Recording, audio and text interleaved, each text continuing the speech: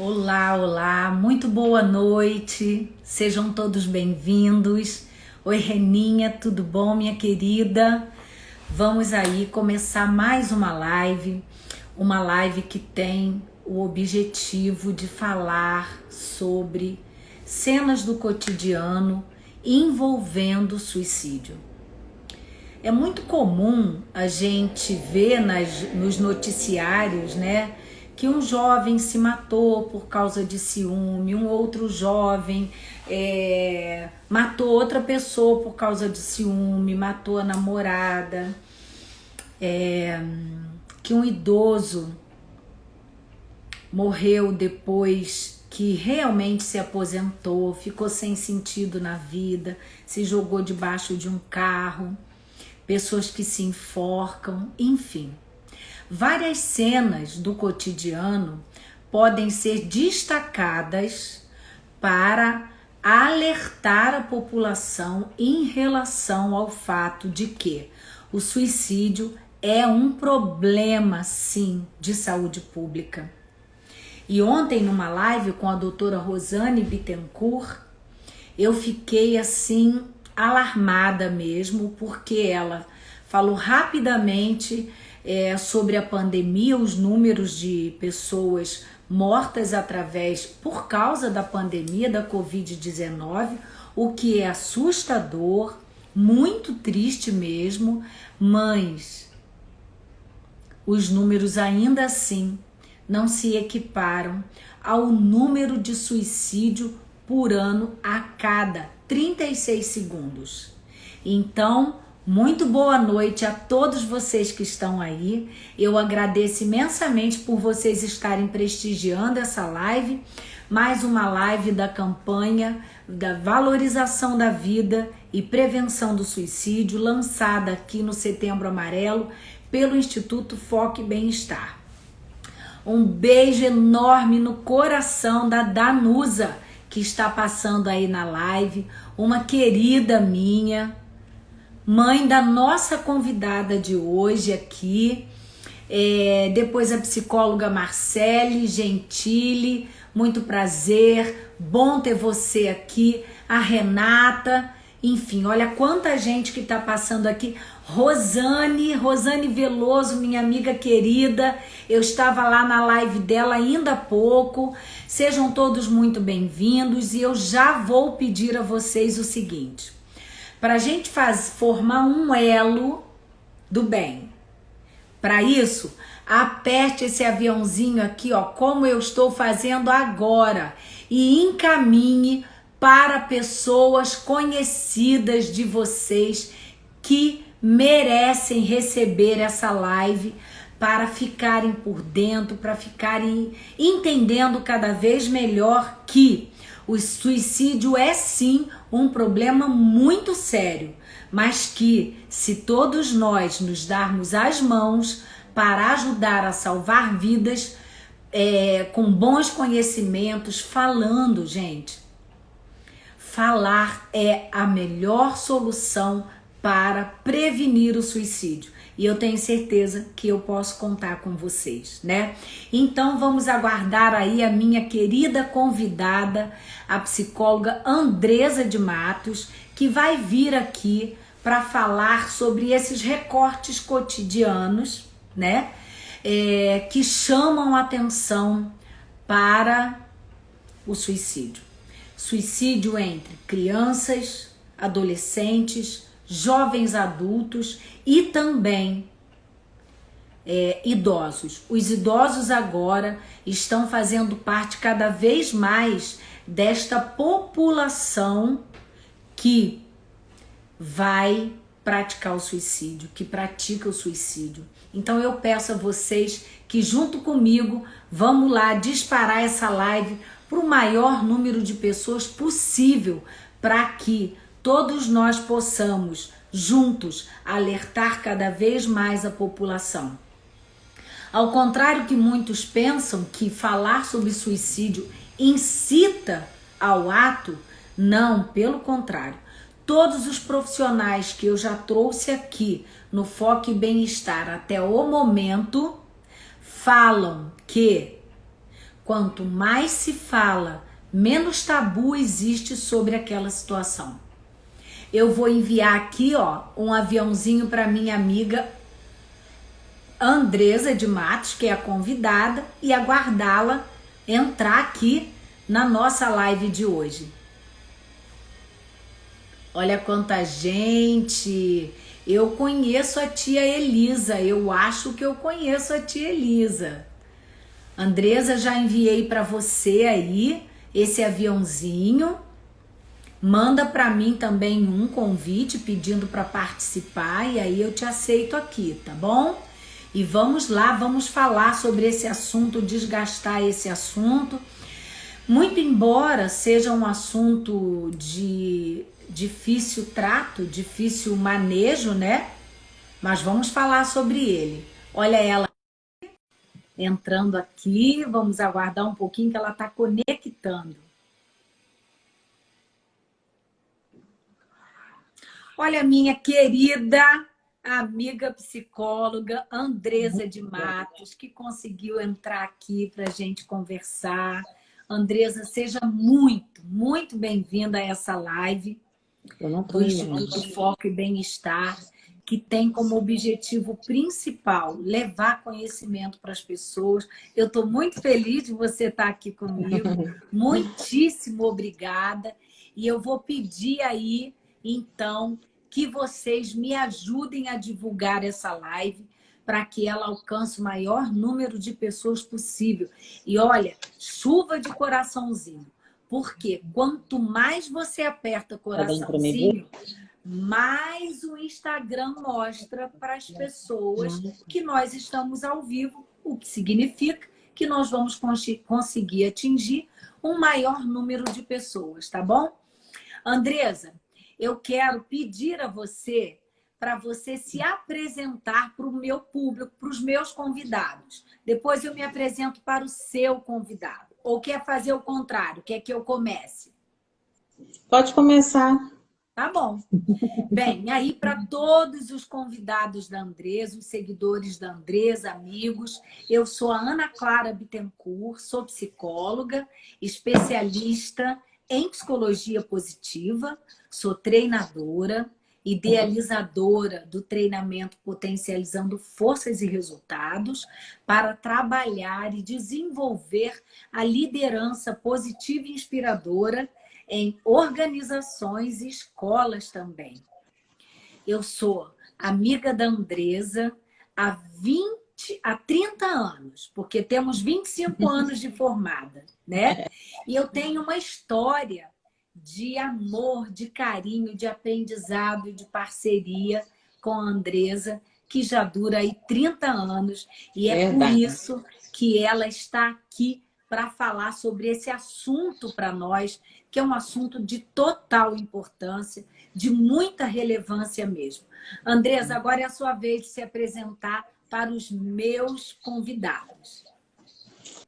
Pois é, gente, boa noite, né? É um prazer estar aqui com você, Clarinha, porque para mim estou honrada que você é uma psicóloga renomada, né? Imagina. Uma psicóloga de sucesso. E assim, para mim está sendo uma honra participar dessa live com você, tá? E assim, me sinto também feliz pelo seu reconhecimento. Você sabe que eu praticamente há 25 anos que eu trabalho nessa área de saúde mental, né? E que, aliás, nós começamos juntas no estágio, lá no hospital psiquiátrico, né? Até você me encorajou. Então, para mim, é assim, um orgulho muito grande poder hoje estar compartilhando um pouquinho da minha experiência, né? Principalmente fazendo esse trabalho junto com você, tá? Então, gente, eu sou psicóloga, tá? Da Unidade de Saúde Solange Campanha, em Castelo, Espírito Santo, né? A gente, e eu, pessoas da equipe, a gente começou o programa de saúde mental no município há 17 anos atrás.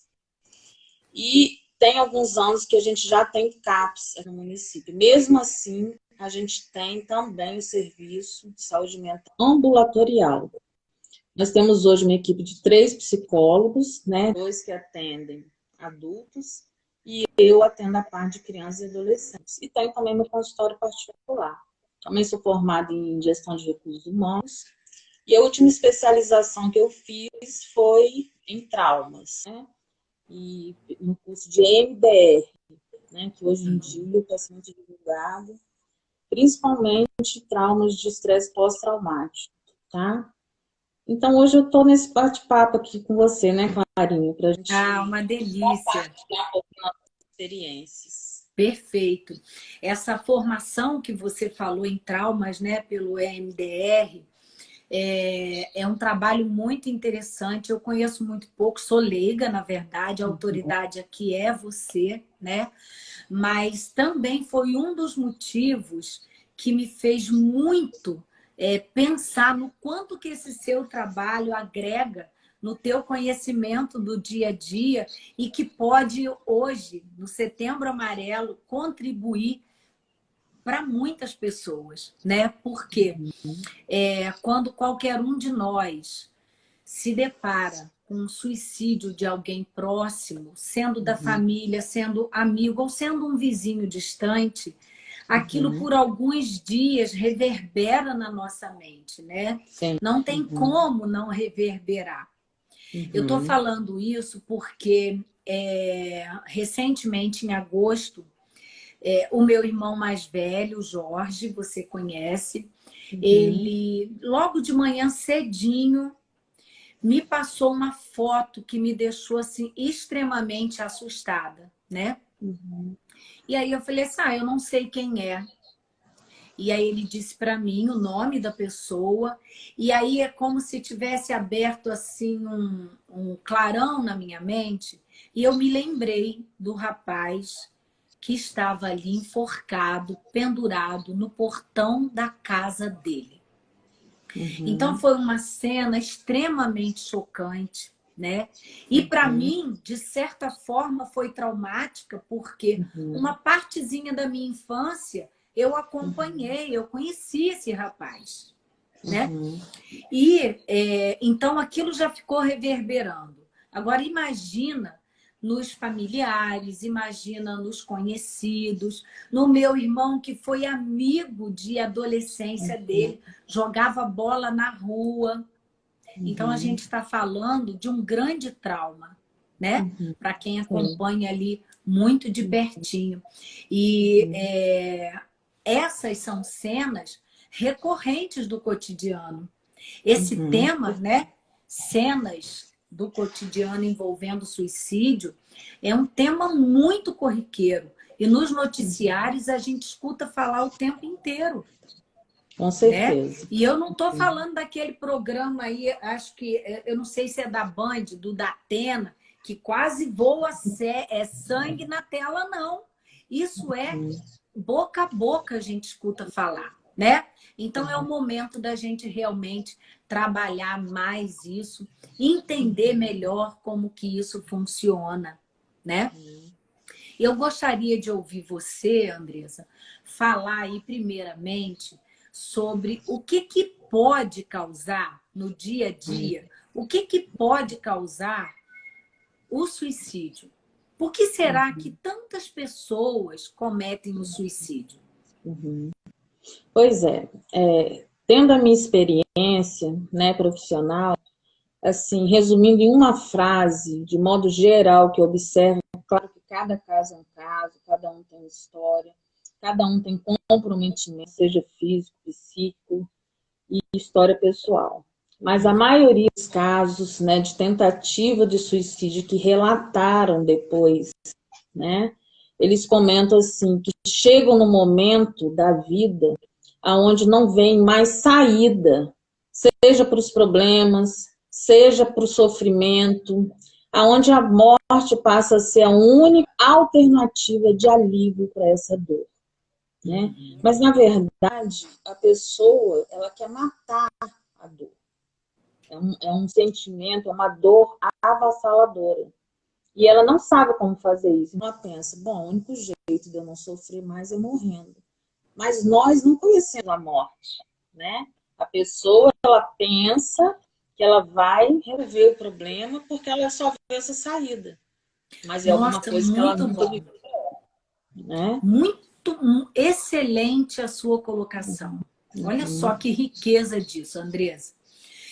A pessoa não pensa em si na morte física, porque ela quer Sim, matar o sofrimento, né? exatamente. Então, Uhum, algumas vezes a pessoa não está ali naquela tentativa de suicídio, pensando de fato, eu nunca mais vou existir, eu vou acabar, né? uhum, Ela está pensando numa outra dimensão.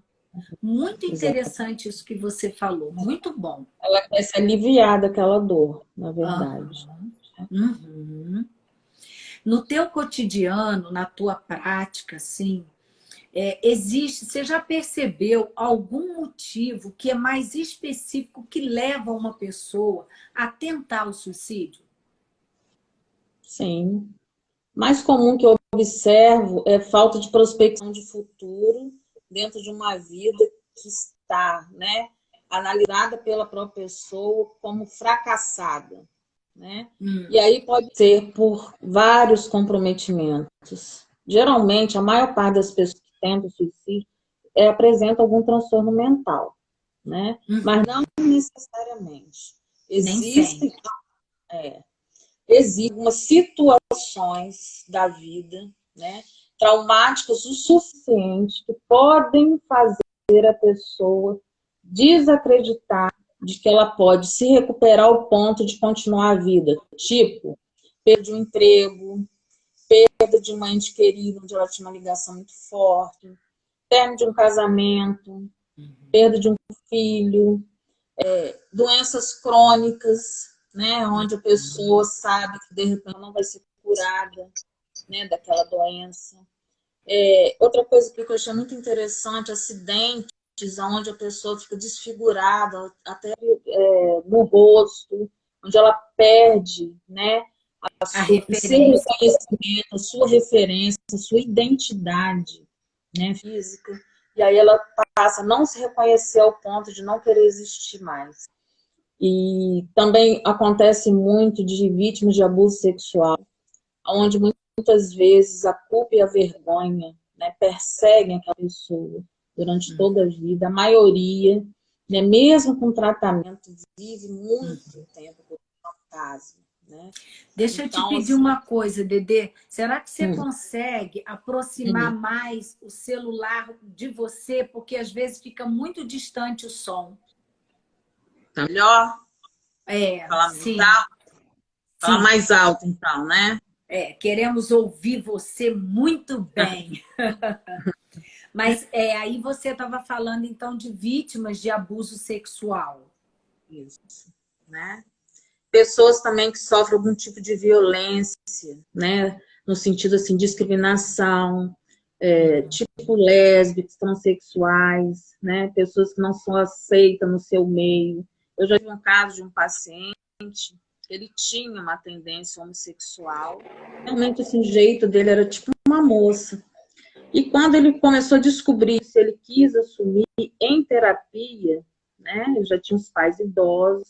Ele falou: olha, doutor, eu prefiro me matar do que chegar a dizer para meu pai e minha mãe que eu não gosto de mulher. Então, Uhum. assim, para ele, a vergonha, né, que ele iria passar, o sofrimento que ele poderia causar aos familiares, seria muito maior do que ele viver aquilo que ele, né, Seria precisava, insuportável. insuportável. Né? Então, ele via como a única saída a morte. Né? Era um jeito dele acabar com a existência desse jeito que Uhum. ele queria viver. E não Entendeu? causar sofrimento nos pais idosos, né? Exatamente, exatamente. Muitas pessoas pensam em suicídio até no sentido de querer poupar os familiares. Muitas vezes também por vingança, por raiva, né? Então, existem vários tipos de motivação. Mas são todas situações que, com ajuda especializada, tratamento especializado, podem ser solucionadas. Podem ser Então, assim, revertidas. podem ser revertidas, ressignificadas. Então, meu grande alerta é esse, porque o suicídio é algo que pode ser evitado, pode ser prevenido, né? Que hoje a gente tem recursos, onde a gente Uhum. pode realmente mudar essa história desse indivíduo. Você Né? sabe que ontem a doutora Rosane, que teve comigo, ela falou uma frase que eu nunca tinha imaginado aquilo, entendido daquela maneira. Entrou aqui no meu ouvido de outra forma. Ela disse assim, Uhum. a morte pelo suicídio talvez seja a única morte evitável, porque a prevenção pode evitar. Os É. outros tipos, não, né? Uhum. Porque é uma Exatamente. morte que você tem como socorrer, você tem como ajudar a pessoa a mudar de ideia se ela procurar um tratamento especializado. Então, isso que você Exatamente. está falando, todas essas situações aí, é claro que já mostram para a gente que a pessoa está em sofrimento, né, Andressa? Né? Com Ela certeza. tem um sofrimento, seja porque perdeu o emprego, seja porque precisa tá na época de escolher a carreira, a saída Uhum. da adolescência, entrada na vida Os lutos, adulto né, jovem, da os vida. Uhum. lutos, isso, bem falado, bem explicado. Os lutos, seja pelo término de um relacionamento qualquer, Uhum. seja porque em virtude do falecimento de alguém, da perda de alguém, seja Uhum. porque tem uma doença, descobriu uma doença terminal, né? Ou crônica, que vai levar aí muitos e muitos anos. Mas existem, sim, transtornos psiquiátricos que são os mais... que levam a pessoa a se tornar mais vulnerável, né? Como, por Uhum. exemplo, o transtorno bipolar. É um dos transtornos que mais afeta a população, para que a população tente o suicídio. Mas Uhum. essas cenas do cotidiano, você aí falou da raiva, aí eu me lembrei da impulsividade, né? Isso. O quanto que um comportamento impulsivo para uma pessoa que não tem muito trato com as Isso. emoções, ela age de forma sem pensar, sem utilizar, Uhum. né? A parte Uhum. frontal do cérebro, que é a que Isso. tem a crítica, é o Uhum. freio para a gente. O quanto que um jovem, por exemplo, que acabou de brigar com a namorada, pode se Uhum. jogar da ponte. Isso, exato. Pode Uhum. beber e dirigir em alta velocidade. Isso é um Uhum. comportamento Sim. suicida, de alto risco, né? Uhum. Com certeza, né? Então, assim, esses comportamentos impulsivos, eles acontecem muito e são resultado de uma personalidade que já tem essa característica, né? Ótimo, bem Então, assim, colocado. é a forma da pessoa já lidar com a vida diante do comportamento suicida vai se desencadear dessa maneira. Porque a Uhum. maioria das pessoas que têm suicídio, elas fazem um planejamento, e por um tempo pensando, né, naquela possibilidade, e aquilo vai aumentando dentro dela. Então, Sim. existe um tempo mesmo, né? Ela vai gerando aquela possibilidade até pensar, né, como que eu vou fazer, os meios que eu vou utilizar, que data que seria mais adequada, né, como que eu vou fazer, e até para poder, assim, ter um desfecho daquilo que inconscientemente ela está buscando. Tipo, se for raiva de alguém, fazer aquela pessoa se sentir, de repente, né, responsável por aquela situação. Todo suicídio tem uma motivação, né, da Uhum. pessoa, né? É algo Tá dentro dela, falhando um pouquinho a sua voz. é algo realmente, né, que a pessoa não conseguiu, né, resolver na sua vida e ela não encontra outra alternativa a não ser nesse caminho. Mas a maioria é premeditado, né? A maioria realmente ela se organiza, né, até o dia crucial da morte. Então, como que ela se organiza? Ela muda o comportamento.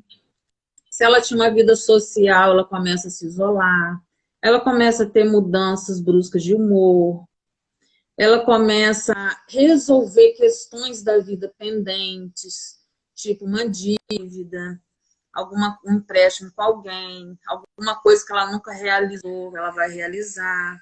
Vai visitar um parente distante que não via há muito tempo, Se despede.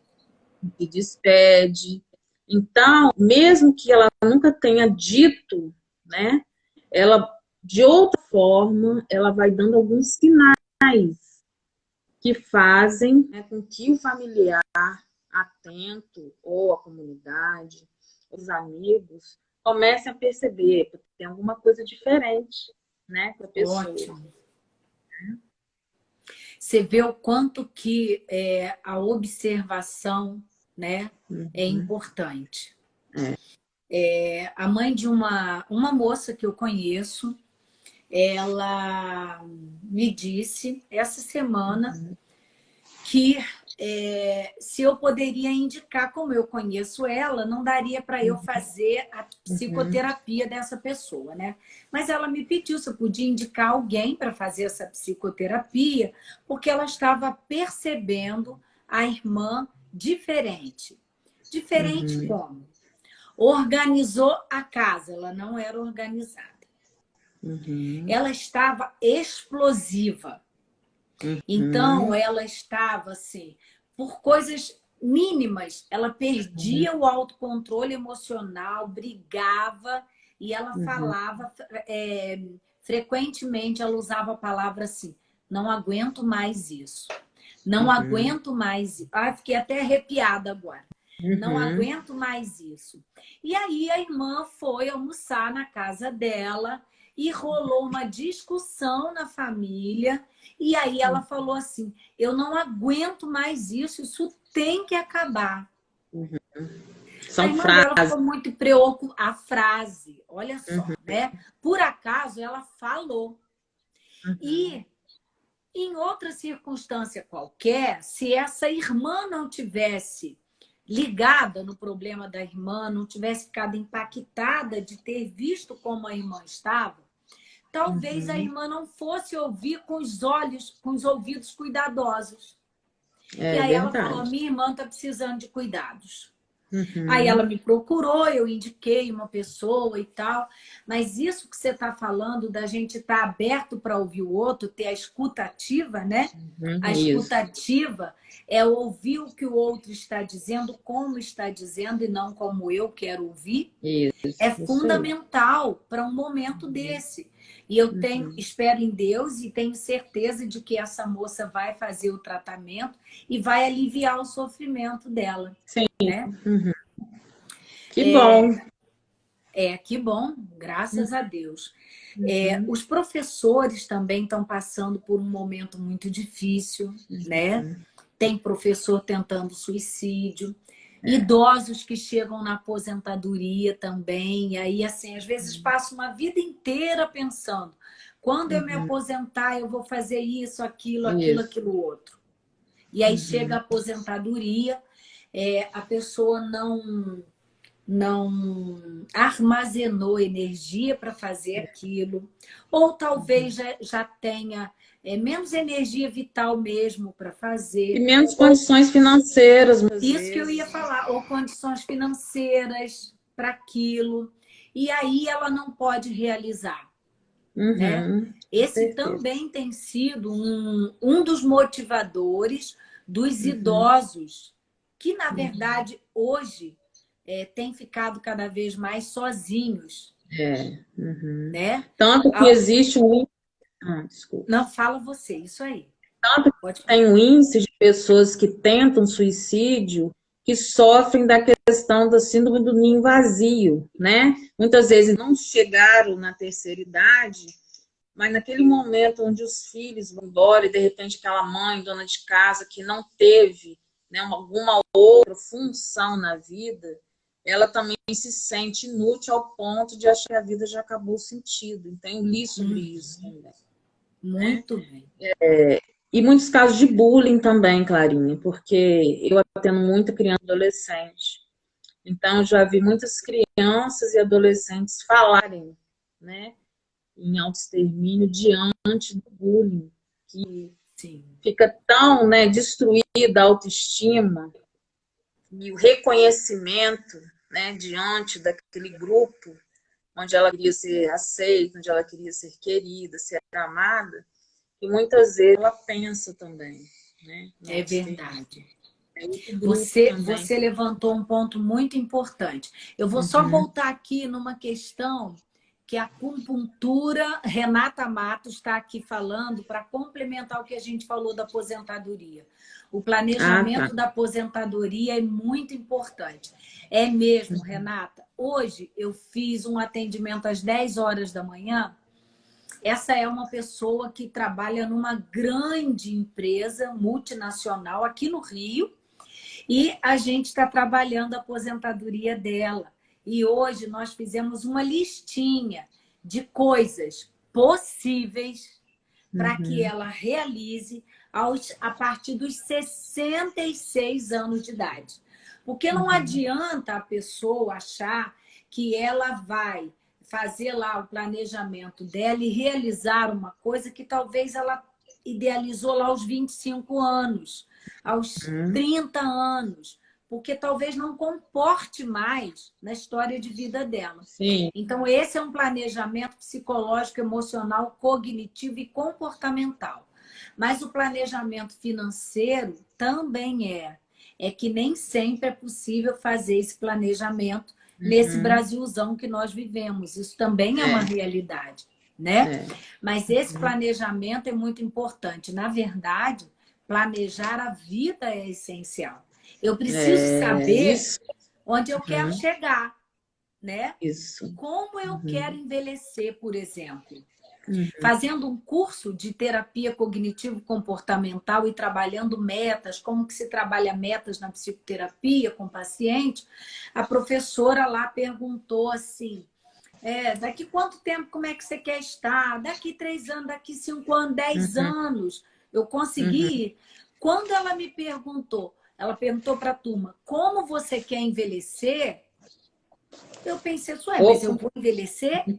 Eu nunca tinha parado para pensar que eu também tenho uma terceira etapa na minha vida. Exatamente. Naquele momento eu decidi cuidar da minha alimentação, fazer atividade física e tomar a medicação para tireoide, porque eu sou hipotiroideia há mais de 26 anos. Naquele dia realizou na minha vida que eu quero envelhecer o melhor possível. Esse é um planejamento também lá para a fase da aposentadoria, né? Agora, vamos voltar nesse comportamento aí que você estava falando, Andresa, do período do bullying, do adolescente que sofre, que perde a autoestima e que é muito comum criança e adolescente ter um pensamento de autoextermínio. Mas passou, pensou, foi embora, né? Mas as vítimas de bullying, elas cozinham aquilo no pensamento porque elas têm uma dificuldade grande de reagir. Você entende assim também ou não, Andressa? Sim, com certeza. Né? Muitas vezes elas nem sabem bem o que está acontecendo. Elas não sabem exatamente nem como lidar com as emoções e com as questões da vida. Né? São muito aí, jovens, né? Jovens. Geralmente os comportamentos começam como? Né? De automutilação, né? Usando casacos e se escondendo nas aulas, não querendo ir na escola, né? Se recusando a se relacionar. E o pior de tudo é que dificilmente esses jovens eles compartilham com a família. Sim. Porque eles têm a distorção de que eles são os vilões da história, mas eles não são, eles são as vítimas, né? Porque muitas vezes eles introjetam assim, não, eu realmente sou xingado porque eu sou feio, porque eu sou preto, porque eu sou gordo, diante dos estigmas da nossa sociedade, né? Sim, então eu sempre falo para esse jovem o seguinte, não é você que é o errado, é ele que está comprometido, é ele que está adoecido, né? A doença está nele, não em você, não tem nada de errado contigo, né? E reconstruir essa imagem e conseguir que esse jovem peça ajuda e principalmente partilhar com os pais, não é fácil, é algo que muitas vezes fica velado, escondido, às vezes velado por uma vida inteira. Eu peguei um homem adulto em psicoterapia, ele traz trauma de bullying da infância, nunca compartilhou com ninguém. Verdade, verdade. Quando a família... deixa eu reformular aqui que eu pensei uma coisa tão rápida, é o pensamento, né? Qual dificuldade assim, maior você encontra nesses jovens em relação às suas famílias? Ou seja, a se sentirem na liberdade de compartilhar um segredo desse tipo, né, com a família, que está se automutilando ou que pensa em morrer, por exemplo. Eu acho que o que mais esses jovens têm dificuldade da aceitação incondicional. Porque geralmente o amor dos pais está sempre vinculado a algum tipo de comportamento. E a gente tem que ver que uma pessoa, ela não é um comportamento, né? Uma pessoa é uma pessoa. Às vezes ela tem comportamentos inadequados. Todos nós, eu, você. Mas, por exemplo, uma criança que está tendo uma dificuldade de aprendizagem, ela não é burra, né? Não é uma criança burra. Muitas vezes a criança não chega para os pais para partilhar um problema, uma dor, uma angústia, porque ela não sabe se ela vai ser compreendida naquela dor, né? Sim. Se ela vai ser amada incondicionalmente.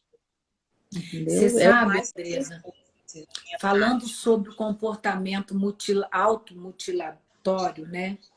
Eu acho importante porque é um público que já é fechado, porque na adolescência a família tem um segundo lugar na vida do adolescente, o grupo é o que conta mais, né? Tanto que a gente diz, é hora de ir para o mundo, né? Porque ele gosta, os adolescentes gostam da galera, do grupo, então às vezes escutam muito mais o que um outro adolescente amigo fala do que os pais. Isso é comum. Nós que somos mães sofremos com isso, mas é comum. Com certeza. E como? Mas, às vezes, esse adolescente tem um comportamento de se mutilar e não conta nem para o melhor amigo. Por quê? Porque as pessoas julgam muito, como você falou, né? Eu atendi uma adulta jovem, nem era mais adolescente, que ela se automutilava na virilha. Olha o perigo, em qualquer lugar é perigoso. Sim. Mas se pega uma artéria, não tem jeito de socorrer, porque é muito rápido, porque é pulsante, né? E aí, quando eu comecei a atender, acompanhar, é uma pessoa que eu tive que encaminhar para psiquiatra, para medicação, porque eu tinha um quadro depressivo muito grave e esse comportamento impulsivo, né? Bom, quando nas reuniões de família isso foi abordado, da maneira como a pessoa conseguiu falar e tal, pedir ajuda, ela decidiu na terapia que ela poderia pedir ajuda a essa família, a mãe não aceitou, não acolheu e julgou. Então, é um cuidado muito grande que a gente tem que ter, né? Porque quando ela se sentiu mais forte, ela decidiu contar. Mas mesmo assim ela recebeu críticas. Imagina se ela tivesse contado antes de estar com a autoestima melhor. Talvez tivesse sido vítima de um suicídio mesmo. Eu não sei. Exatamente. Inclusive, uma coisa que eu queria alertar as pessoas, que eu acho assim, muito perigoso, são os comentários que às vezes as pessoas até sem malícia nenhuma fazem e que muitas vezes pioram o quadro, né, da pessoa que está com ideação suicida.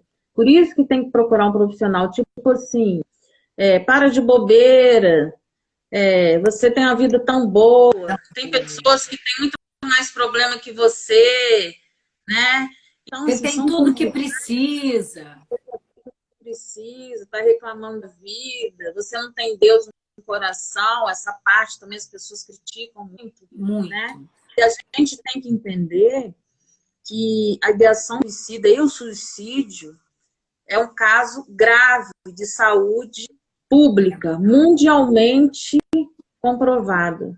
Então, não é preguiça, não é falta de vontade de viver, não é malandragem, é um problema de saúde pública mundialmente falando, né? Comprovado pela Organização Mundial de Saúde.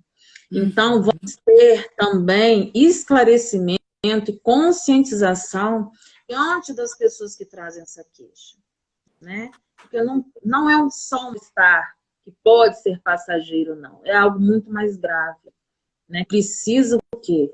De tratamento, de cuidado, de acolhimento, né? Para que aquilo possa ter um outro destino. Perfeito. Qualquer pessoa em sã consciência não deseja morrer. Porque a melhor coisa que tem é estar vivo, Exatamente. né? Desde que você esteja bem com você para viver a vida, seja do jeito que for a sua vida, né? Mas a pessoa conseguir lidar bem com os problemas da vida ajuda muito nesse momento. E para que ela consiga trabalhar esses pensamentos suicidas, que às vezes não, de início, às vezes nem são tão conscientes, né? São lá muito camuflados.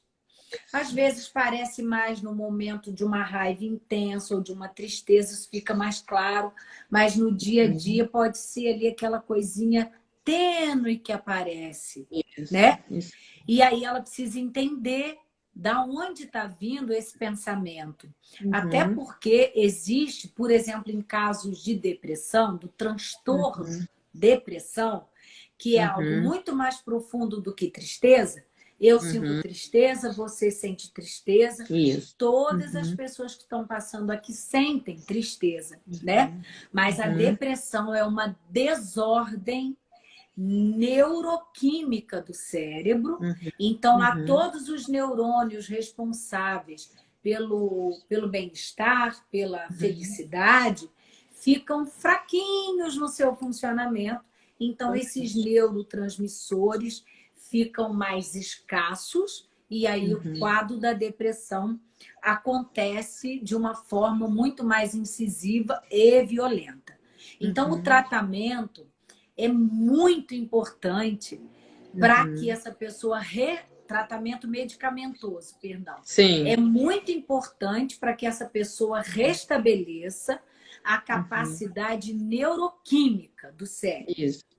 E a psicoterapia é uma aliada para trabalhar as cognições, os pensamentos e ensinar a ter alternativas, buscar alternativas para suportar as adversidades da vida que estão aí para todos nós.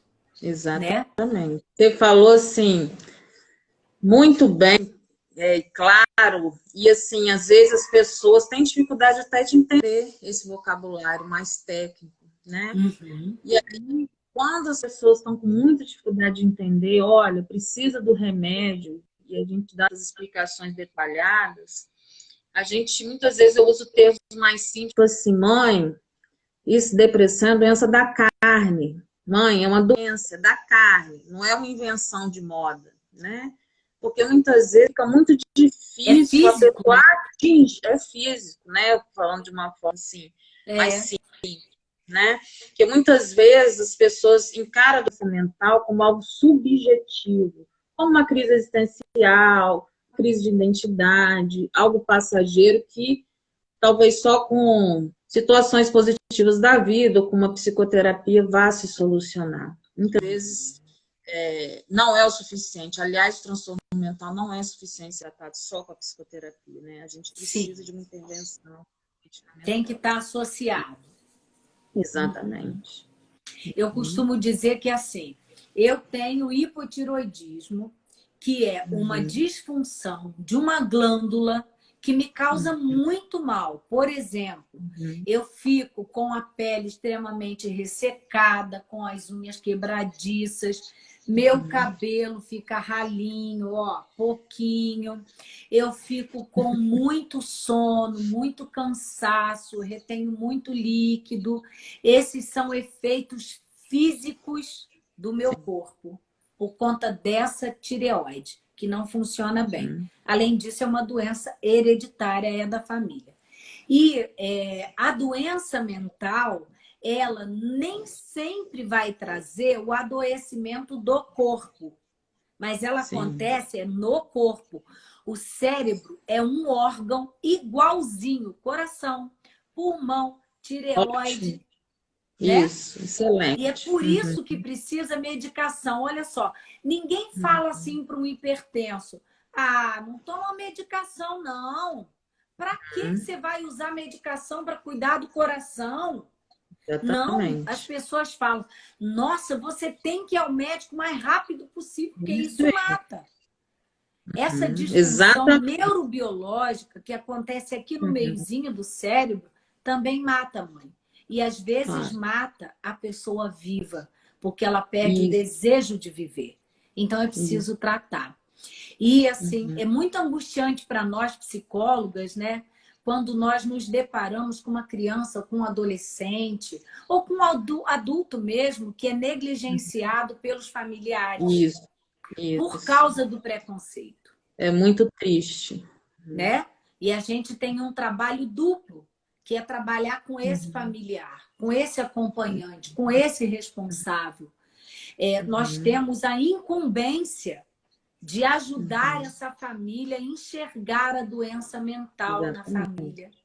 Exatamente. Eu, Ana Clara, eu tenho pessoas com transtornos mentais na família. Eu tenho uma tia, inclusive, que eu amo e que, infelizmente, eu não consegui ajudar. Ela é viva ainda, mas a família não permite a minha ação. Muito duro isso, mas é verdade, né? Sim. Preconceito é o nome disso. E às vezes também é uma crença disfuncional que a própria família tem em relação a mitos da doença mental também, né? Exatamente. E a gente está aqui para combater isso. E o suicídio faz parte desses mitos, faz parte desse preconceito e a gente precisa trabalhar isso. Nós como profissionais da saúde mental, mas cada um que está aqui, que está nessa live, assumiu junto comigo e com você esse compromisso, né? Sim, De com estar certeza. aqui, de divulgar essa live, de mostrar para as pessoas o quão importante é falar sobre esse tema que ainda é tão tabu, que traz tanto sofrimento, mas que é extremamente necessário de ser falado para que a gente possa diminuir de forma impactante o número de pessoas que sofrem no mundo e que acabam se matando. Dedê, a Exatamente. gente está quase no final, né? Vocês estão vendo, né, gente, a intimidade que a gente se trata. É Clarinha, é Dedê. Eu falei, não, tem que Queria chamar de deixar uma Andresa. mensagem. Hã? Eu queria falar uma mensagem, uma coisa assim, que está no meu coração. Eu até escrevi. Posso ler? Claro que pode, Quero deve. dizer o seguinte, né? Que a gente trabalhando nessa área e a gente assim adquirindo experiência e tentando evoluir um pouquinho como ser humano, a gente percebe que se a gente olhar com atenção ao nosso redor, a gente vai sempre encontrar alguém que está precisando de ajuda, seja de um abraço, seja de um olhar mais demorado, seja de um aperto de mão, porque as pessoas estão sofrendo muito sozinhas. E pedir ajuda nesse caso de ideação suicida é constrangedor muitas vezes, né? A pessoa sempre acha que não vai ser compreendida. Então, que a gente, a partir de hoje, né, um pouquinho de aprendizado que a gente tem todos os dias, que a gente possa ter esse olhar mais atento ao outro, seja no trabalho, seja na comunidade, né, seja nos órgãos, as instituições, né, de saúde, e procurem ajuda, porque a gente não vai conseguir trazer de volta os que já se foram com essa causa, mas a gente pode evitar com que outras pessoas possam partir pelo mesmo caminho, né? Então, procure os órgãos competentes, procure os programas de saúde da família, hospitais, clínicas psicológicas, psiquiátricas, né? Pessoas aonde você vai poder ser compreendido, ouvido, acolhido, ser instruído profissionalmente, além de ser mantido sigilo nas suas dores, seus conflitos e receber a orientação adequada. Eu acho que muitas pessoas ainda se perdem e têm esse destino, né, feliz por não saberem também aonde, com quem buscar essa vida, né? Verdade. A gente não pode esquecer que vive num mundo ainda rodeado de preconceito, né? Sim, com certeza. Infelizmente, é muito fácil julgar as pessoas, Uhum, né? E a gente, infelizmente, julga mesmo. Então, uma uhum, das coisas que impede que as pessoas cheguem até um profissional de saúde para pedir socorro, ou que chegue a um familiar, um amigo, e fala, me uhum, ajuda porque eu estou pensando em acabar com a minha vida, um uhum. dos fatores que impede isso é o medo do julgamento, Claro. né? Uhum, E é tão uhum. triste a gente ser julgado, É, né? Na muito. nossa dor, no nosso sofrimento, porque a pessoa lá naquela intimidade, a pessoa sabe por que ela está pensando naquilo. E aí você Uhum, me fez lembrar da empatia, uhum. né? Isso aí. Como que é difícil as pessoas terem empatia por quem tenta o suicídio. É Sim. muito difícil.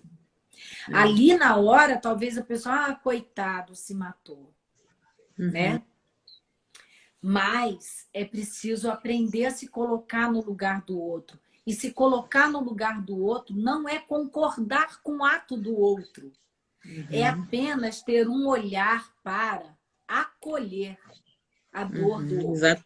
E não precisa Uhum, ser psicólogo para isso. Nós somos treinados para fazer isso, né? uhum, Mas o mundo precisa de empatia e também uhum. precisa desenvolver inteligência emocional. O que a gente tem visto aí, eu que sou estudiosa da inteligência emocional, eu gosto muito da posição do Daniel Goleman, Uhum, é que no mundo de hoje, que o caos se instala, que a modernidade mudou alguns uhum, valores fundamentais da sociedade, que eu não vou entrar aqui no âmbito disso, né? Mas a gente encontra pessoas com muitas dificuldades emocionais. E o Daniel uhum, Goleman, ele aponta cinco aspectos da inteligência emocional. Um, uhum. reconhecer as próprias emoções. Para eu conseguir reconhecer as próprias emoções, eu preciso estar atenta a mim, ao que eu sinto. Então, a Uhum, dica é como eu estou me sentindo emocionalmente hoje. Então, esse é um uhum, passo. É preciso desenvolver este hábito, né? O outro é ter autoconsciência para você entender a si, mas também conseguir entender o outro, a emoção do outro. Porque não adianta uhum. só eu ter autoconsciência sobre a minha emoção e não saber ler a tua. Então, o segundo Claro, pilar é a empatia, exatamente. né? Eu Uhum, preciso me colocar no lugar do outro. Tá, eu entendo. Segundo ele, empatia é a capacidade de eu escanear a emoção do outro, mas também a forma do outro lidar com a vida, processar a vida. A automotivação é a terceira questão, tá? Que é você ter resiliência, desenvolver resiliência em você. É lidar com as adversidades, mas ao mesmo tempo pensar, bom, como eu vou fazer para modificar isso? Isso é uhum, aumentar a sua resiliência, a sua automotivação. uhum. Ter relacionamentos positivos. Façam amizades, mas não são amizades que você troca a cada esquina, Tóxicos. não. É, E nem amizades tóxicas, né? é. Nós vivemos no meio com muitas pessoas, mas nós precisamos ter amigos com os quais nós fazemos laços de Uhum, confiança, isso. né? E nós temos, normalmente, o ser humano tem poucos amigos, pode contar nas mãos, e outros Uhum, são colegas, né? Mas isso. veja, em todas as pessoas com as quais você se relaciona, quais delas você pode chamar para uma conversa mais íntima? Não tenha medo de intimidade. Desenvolva laços afetivos importantes, positivos para você. E aquelas pessoas que forem tóxicas, corre léguas delas, porque elas fazem mal. E você não merece isso, né? Então, esses pilares da inteligência emocional, eles são muito importantes para que, inclusive, um jovem não seja impulsivo e não extermine com a própria vida, né? Tem uma colocação aqui que eu acho assim, muito importante para a gente falar, vou ver se eu acho, né? Ainda temos ali um tempinho. Vou ver se eu consigo encontrar aqui, ó. A Lucimar Delaroli, uma grande amiga minha também, ela está aqui falando. O suicídio é uma epidemia de doença mental, questão de saúde pública, mais de 4 milhões de depressivos, fora o suicídio direto e indireto. Muito obrigada pela colaboração. É isso aí. Faz parte de um problema gigantesco de saúde pública e que nós estamos aqui hoje nessa live ajudando a esclarecer e a diminuir o impacto desse problema de saúde pública. Por isso que a gente está aqui, né, Dedê? E promover a vida, né? Eu acho assim que a vida conspira pela vida. Uma vez uma paciente falou comigo, doutora, como é difícil se matar, né? Porque o movimento é contrário da nossa existência. Então, acho que é muito importante a gente poder levantar essa bandeira, né? De conspirar a favor da vida. Né? Dedê, quero te agradecer de todo o meu coração. Você sabe o quão grata eu sou, né? Por tudo que nós já passamos na vida. Sim. Calma, só não posso chorar. Não posso ver essa mulher, gente. Oh, meu Deus do céu, é muito amor envolvido. Eu quero te agradecer pela sua bondade, generosidade, pela tua doação hoje, tá? Aqui comigo, de falar sobre esse assunto, que é um assunto difícil para todos, né? Muito, muito. Eu quero agradecer a todos os seus familiares que passaram aí para prestigiar essa live. Muito obrigada. Do fundo do meu coração, recebam o meu abraço, meu carinho, minha consideração e meu amor. Obrigada a todos vocês que passaram aqui. Eleonora Jordan, nossa amigona de faculdade, né? Éramos um trio. Então, muito obrigada por vocês todos estarem aqui, compartilhando dessa ideia e fazendo com que a vida pulse muito mais forte do que a sombra, do que a morte. É para isso que nós vivemos. Muitíssimo obrigada. Segunda-feira nós temos mais uma live.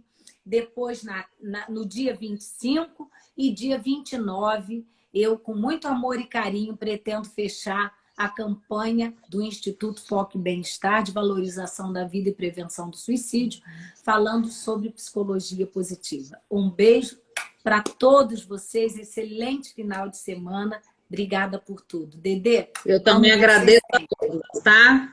Agradeço a todos. Beijos.